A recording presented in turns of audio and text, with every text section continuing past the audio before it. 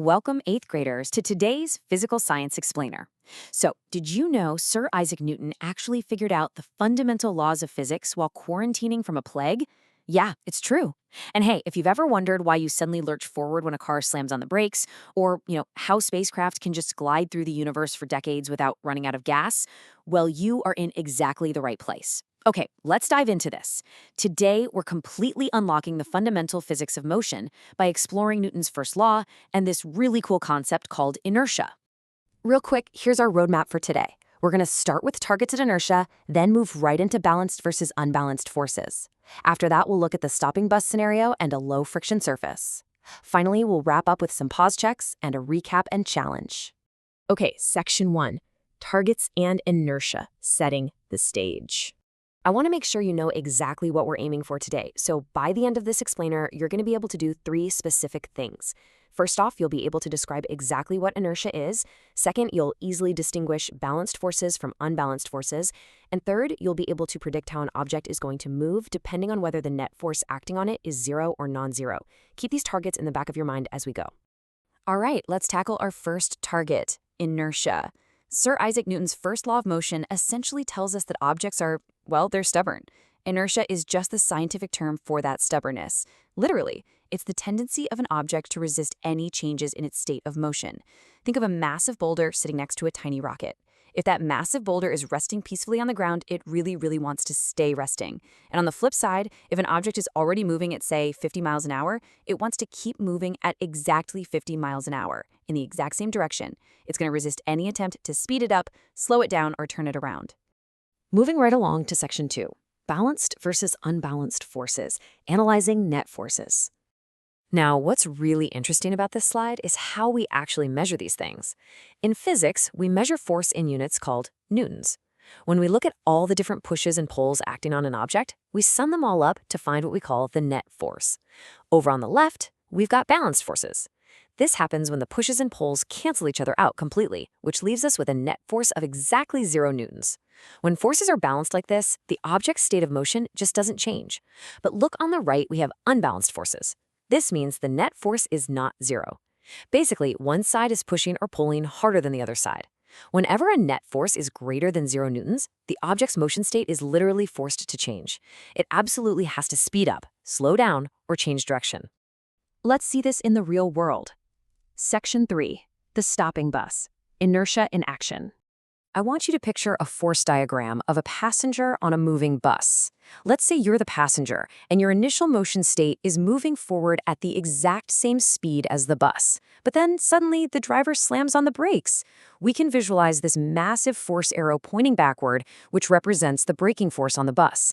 This creates an unbalanced net force pointing backward, causing the bus to rapidly slow down. But what about you? I mean, the brakes aren't attached to your body, right? Because of inertia, your body desperately wants to maintain its forward motion state. Your body resists stopping. So that unbalanced backward force acts on the bus, but your inertia carries you forward.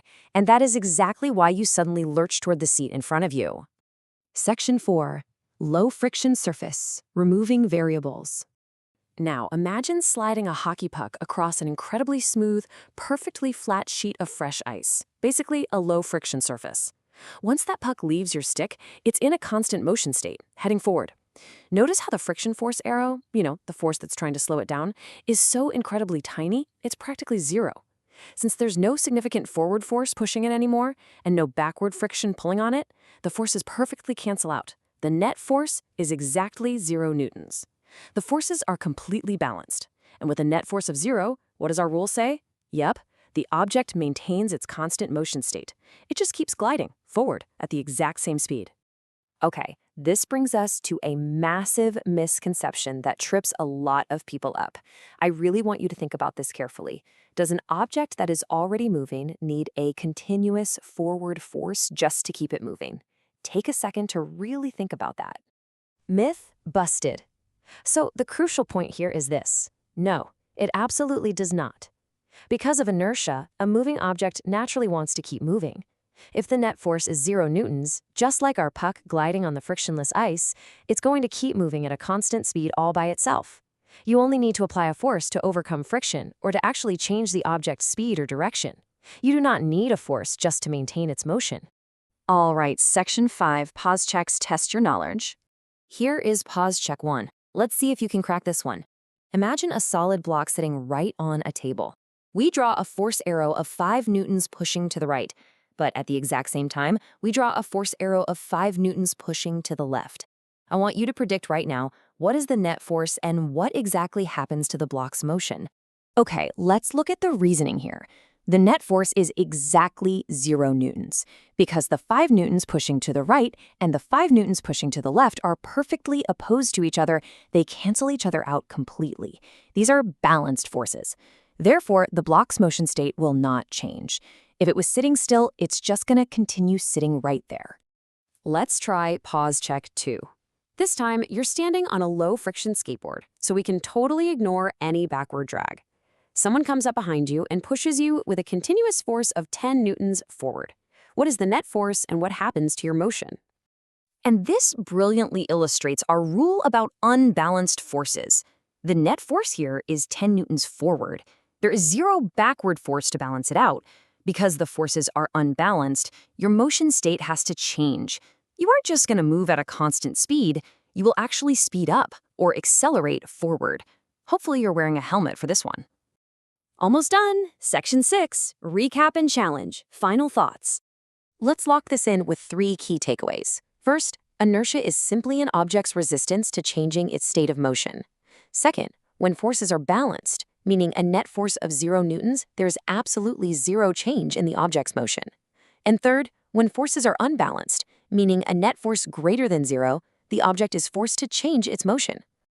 To wrap up, I want to leave you with one final thought to ponder. Imagine an astronaut floating way out in the deep vacuum of space where there is absolutely 0 air resistance and 0 friction.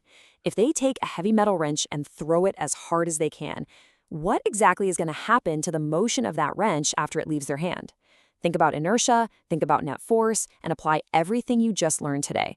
Good luck, 8th graders, and keep exploring.